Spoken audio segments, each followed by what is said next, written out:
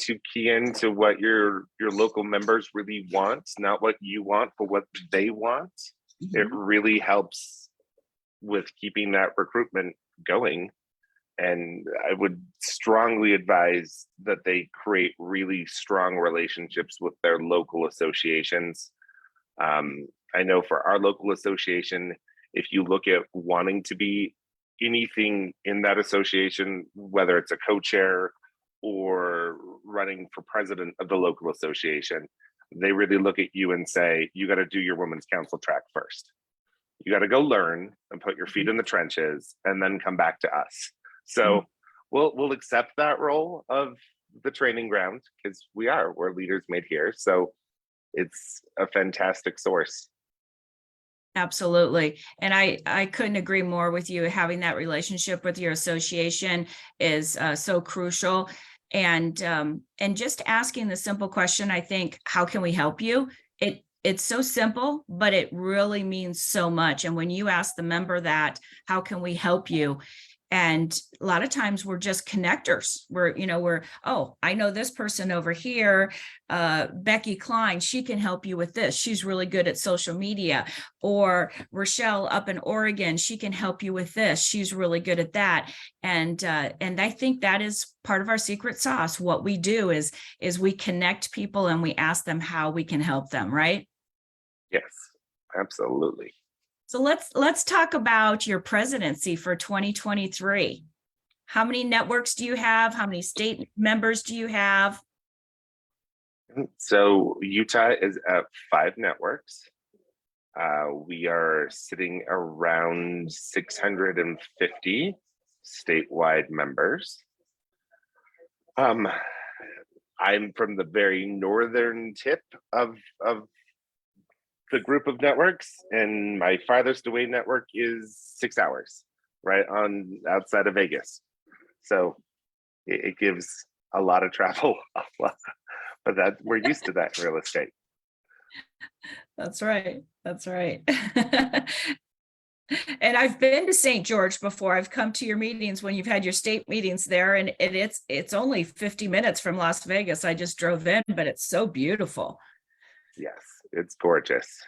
Yes, Take definitely. into all the Vegas gals to get in the car and take a drive. That's right. It's not that you can go for lunch, really. We're a network meeting that happens to have lunch. That works too. And you might spend the night because you might want to go to Bryce Canyon or Zion, right? Because it's so beautiful. So tell me about what your goals are for 2023 for your state. What would you like to accomplish in your year of presidency? Yeah, so my goals on the state level are to reinvigorate what a state role is. Can you still hear me just fine? You went a little quiet there. Yep. Okay. There we go. Oh. Yep. We lost you for a second there. Yep. Welcome to snowstorms. Okay. Things leap around you. So reinvigorate the state model and reinvigorate what a state role should look like. That starts with the very basics of when you're president of your local network, as much as you have good intention to train those underneath you, you are so busy just trying to keep the ship in the sea that really you don't have as much time to train, because you're putting things together at 11 o'clock at night and 5 in the morning and right before a program. And so I find that the state model is the perfect example where the president can train the presidents, the president-elects can train the president-elects, and really focus more on year-round training so that your upcoming presidents feel prepared even before they go to Network 360. They feel prepared for what am I going to be here to learn? What am I going to listen to? And what could I take away from that? Mm-hmm. And then giving a lot more connection to our state through its members. So I'm actually developing out an app so that our members can see what all of our networking events are inside the state, as well as connect easier between each other as members of the state. Wow, that's phenomenal. An app. I cannot wait to learn more about this, Adam.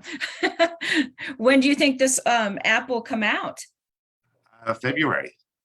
Oh, fantastic. Okay, well, I cannot wait to hear more about this, and I'm sure everyone listening feels the same way. That sounds phenomenal, just keeping that conduit of information within your state, and I love that. So that's so cool. Congratulations to you for being so, I don't know, initiative, just new stuff. I love that. That is fantastic. Now, friends, I see there's a lot of comments going around. If you have any questions for Adams, please put them in the chat and I will ask him if you've got some questions that you'd like to ask. If not, we're going to continue on, and we can't wait to hear more about your leadership experience at the Leadership Institute with the Women's Council. Kind of tell me about walk us through the beginning when you first got accepted, what your expectations are, what you thought it would be, and then let's circle to the end of how you felt at the very end and what it did for you, because I bet you those are two completely different spectrums, right? Oh, yeah. So let's start with the beginning then, which is I did not expect to get it. I really knew that I was throwing my name out there purely to just be like, hey, I'm still part of this. I'm still part of this organization, and I feel a lot of weight and pressure being the male in the women that wants to make sure things are done correctly, and that we shine a lot of light back on our female leaders. And so, no, I did not expect to actually get in. That stated, I probably overly prepared because I threw some big names in there on my application. So that really set the expectation of the journey. I was expecting a lot of very heavy, more hands-on leadership training. And what I found with this year, because every year it's different, because it changes up all the time. For me, there was a lot of self-learning and self-discovery and self-understandings that led me throughout the year. So not what I expected, but we'll sign up for the punishment again. Yes, please. Yeah, well, that's good. Now, I remember hearing your speech in Orlando, and it really touched me because you spoke about how you realized in your leadership and maybe even in your life, how so many times the people that have supported you were women, and you looked back on that and reflected. Could you speak a little about that, because it was very powerful? Yeah, so my leadership journey and my leadership why with Women's Council is literally because of the love that women have given me. If I reflect on my own life, the concept of it takes a village to raise someone. Well, this little wild kid over here needed a village to really help him grow. Though I'm from a family farm, I did not feel like I fit in with the rest of the herd. I was the rainbow sheep of the family, as they like to put it. So you look at the women that touched me from middle school when I ran away from home, the women that helped me when I thought about killing myself at a young age, the women that helped me stay through high school, the women that helped me focus and be a state Sterling Scholar, the women that helped me realize, hey, it's okay. Not everyone has to do the full college track. Maybe you're meant to do something else, like real estate. Those women all helped make and shape and create who I am to form Adam that you see now. And those women deserve that love and respect back. And those women need to know that they are shaping people's lives and they are helping. And so with Women's Council, that's a big why, is I want those women to know, and the women around me to know, how important they are and how much they are leaders, whether or not they feel it.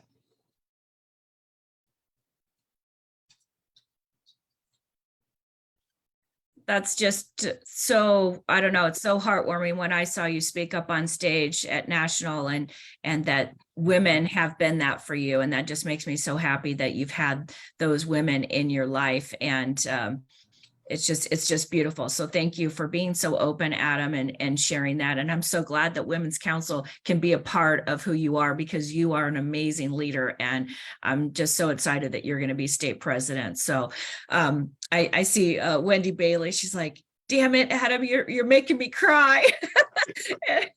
So that's great. You're just so, you mean so much to so many of us. So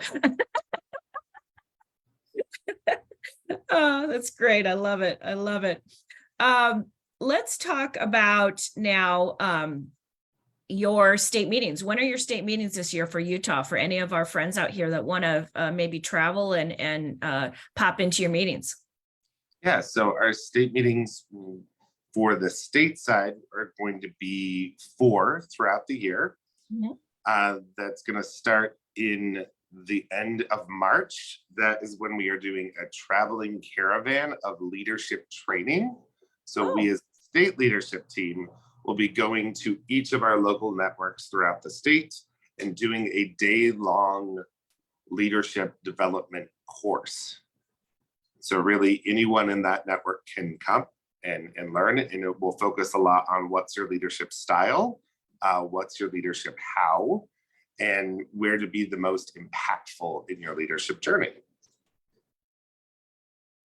So wow. Yeah, and then it's a caravan. So it'll be a Tuesday through Thursday around the state. Around the state. So you're calling it a leadership caravan. I love that. That's fantastic. Well, we definitely want to learn more about that too. So anything that you can share with us about that, that sounds wonderful, because you're really meeting the member where they're at and helping them take their next leap into their leadership journeys. So I love that. I really love that. That's awesome. Adam, can we talk a little about major investor and what that looks like in your state for REALTORS? Yeah. So I am a Sterling R. I was going to say, where's my? Yeah, there we go. I got my pin on. If it wasn't so snowy, I probably would have had a suit jacket. But it's snowy, so I'm all cuddly here in my office. REALTORS is super important to me. It wasn't until Women's Council and going to Washington, D.C. did it click for me how impactful and powerful we are as Realtors. We have a huge impact, not only on our nation, but on our economies, on our environments, and on those around us. And that really invigorated me to stay and continue to support REALTORS. We say it all kinds of different ways, tomatoes around the country. And I know I did receive my invite to President's Circle. Yay. So I will be doing that journey as well. And it comes back to our dollars and are so needed to help continue our industry and to continue to support those legislators around us that are fighting to make our industry thrive. Mm-hmm. Absolutely. I'm so glad that you're involved in President's Circle. You're going to go to Cancun this year. We're going to be down there March 1st through the 4th, and that's fantastic. And REALTORS, like you had suggested, is just so very vital in so many of our communities. And again, to Women's Council, that's who brought it to the forefront for you. And I love that, because even though we're the 1%ers of NAR, look at us, we probably are their biggest contributor. So I love that. So thank you for being a supporter. And I know many of us are going to be down there. Becky Klein just said she'll be there too. So we're going to have a lot of fun with a lot of leaders down there. So I'm looking forward to it as well. Adam, can I say this? Can I tout my own association real quick? We made our goal for RAPAC. We call it RAPAC in Arizona. I know like Texas is Tree Pack, different states call it different things, but we have never made our goal from NAR ever. And we made it for the first time. So we were so excited. We just celebrated last week. So that's cool. Really? Yeah, very excited for what it does. Let's talk about referrals now. I heard our president speak just recently, Chris Lee, about referrals. And when they did a survey, they said that the number one reason why our first members, the first touch, are joining the council per this survey is because of referrals. So what have referrals done in your business, Adam? So referrals only come even more so the more you put yourself out in women's council. So I like to point out to people a lot, you can't just join an organization and expect a knock at the door. Oh, here's money. Here you go. Like, you got to put yourself out and you got to contribute, and then you'll get those referrals back. For me, they're really a source of connection because of the confidence I have when I'm giving out a women's council referral. And the referrals that I receive back are a lot from my neighboring states, Idaho, Arizona, California. And so it makes a big difference in keeping consistent with my real estate business, because sometimes I get very focused on my property management side or on my women's council side and all those different hats that I'm wearing. And now my dad hat with Teddy. So the referrals help keep that consistency for me. That's great. That's great. And I so agree with you. It's the more that you give to Women's Council, it seems like the more you receive back in your referrals. And so that's important, for our new members, maybe 1, 2, 3 years, you haven't really seen any referrals. Well, first off, make sure that you go in and you fill out your radius profile and you put all of your information in there so they can find you. But secondly, raise your hand, get involved. And the more you give to Women's Council, I believe the more you receive, right? Well, absolutely. And I even would take it a step further and say, look, go find where the majority of people are moving to your area. Go look it up. You can look at U-Haul surveys. You can look at your numbers of just views online. When you start to hyper focus in on where are people moving to or moving from to me, the more you can go to those local areas and go to a women's council meeting. Go make yourself aware. Or if you're at a national event, or if we see you next year in Anaheim, make it a mission of, I need to meet the presidency from, what would be a big one for me? Boise, Coeur d'Alene, Idaho, Moscow, Idaho. The more you make it purposeful of, I need to meet the people that I know are going to be interacting with a lot of people that are moving my direction, the more you're going to affect that referral yourself. So absolutely. Don't just wait at your computer for the magic fairy to come and give you money. Make it purposeful. Couldn't agree more. I know Marlene Gomez, our state president, and I did a presentation at our state meeting, and we had a slide where it's sourced where people are moving from. And so we had explained to our members, if you go and intentionally go and like all those people in those states that are moving to Arizona, and then you connect with them and even put them on a referral newsletter, then you're going to have those connections. You're going to be top of mind when they have that person moving to that area. And so I couldn't agree more with you. It's intentional networking is what you're doing, and you're connecting, and you're building more relationships that will develop to more relationships. And I think that is the beauty of Women's Council. And we'll take Sylvia Seabolt's the ripple effect, because that's what will happen when you intentionally network, right? Yes, absolutely. I want to ask you now, Adam, what is your best piece of advice you've ever received in your career? Best piece of advice I've received in my career is to always keep the client first. Remember, when agents are hungry, not hungry for business, hungry for money, that's when agents mess up. You can never count that paycheck until it's in your pocket. So always keep the client first, keep their interest at the front of mind always.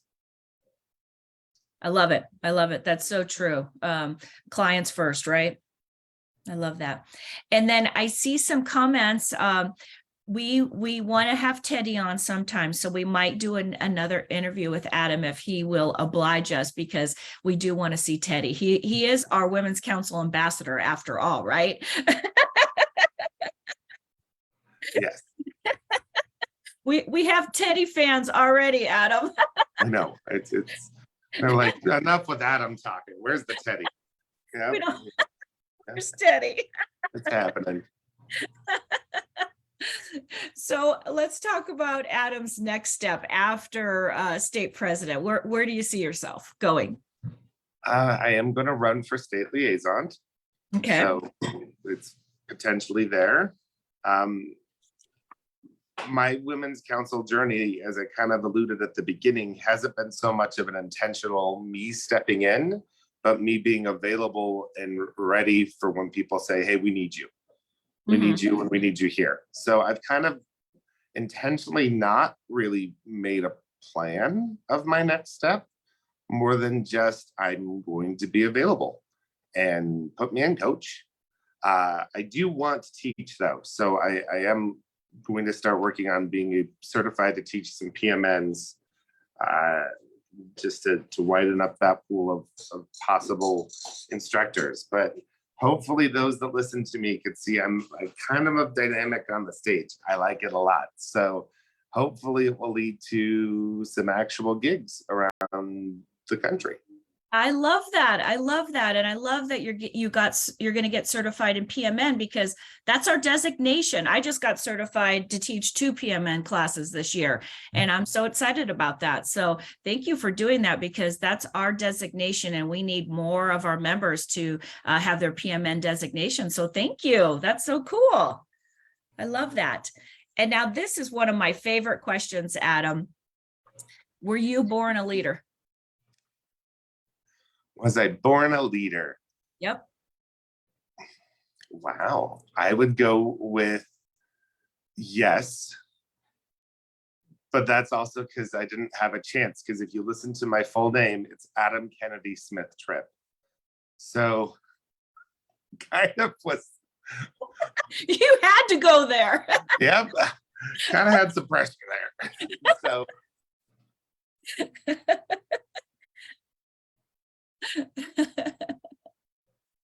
I love to ask. But I can say I was born a leader, but I wasn't born a good leader. I needed Women's Council and refining and organizations to help refine me, to help me be a good leader. Okay, I love that. I love that. That's fantastic.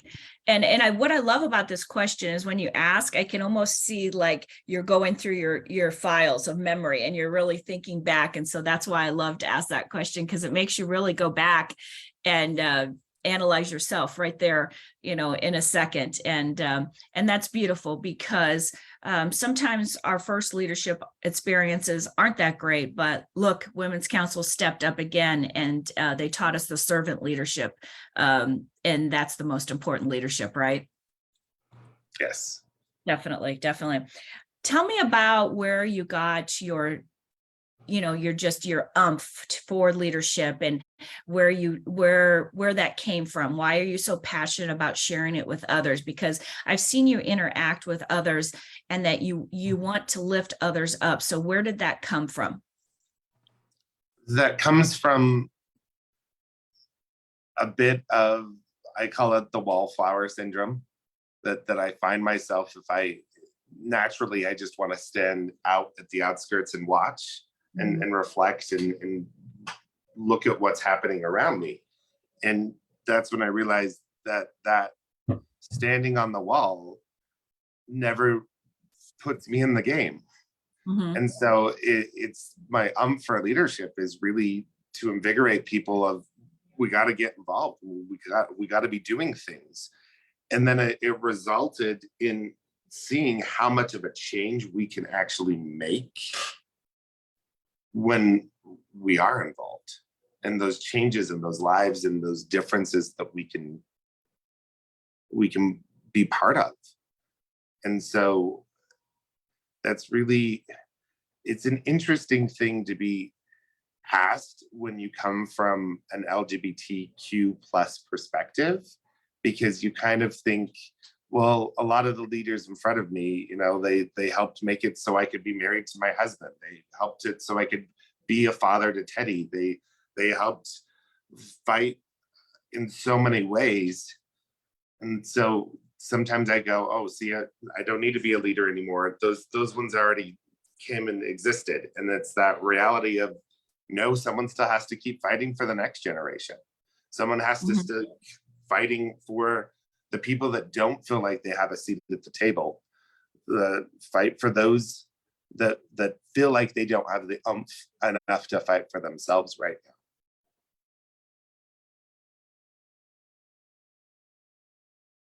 I love that. I love that, as you saw yourself as, you know, like the wallflower, and then you realize that there's more to do in our leadership, right? We're not done yet, because we've got to keep going for the next leaders. And so I love that, because it's true. It's true, because we're not done yet. And we still have to be more diverse. We still have to be more inclusive. And we have to make sure that everyone knows that their voice matters. So thank you for continuing your leadership and the fight, because together we will make the world even better. I believe. I truly believe that with Women's Council. There's such good in the council. So thank you, Adam, for raising your hand and giving of your time and your efforts and helping us be better, because with all of us together, we are better. So I thank you so much. And thank you for being on Sip with Stacey today and showing us just a little glimpse of your life, because you're such a special leader, and we are so fortunate to have you. So thank you, Adam. Thank you. Thank you. Okay, well, we will talk to you next time with hopefully Teddy. Okay, bye, Adam. Bye, friends. Have a great day.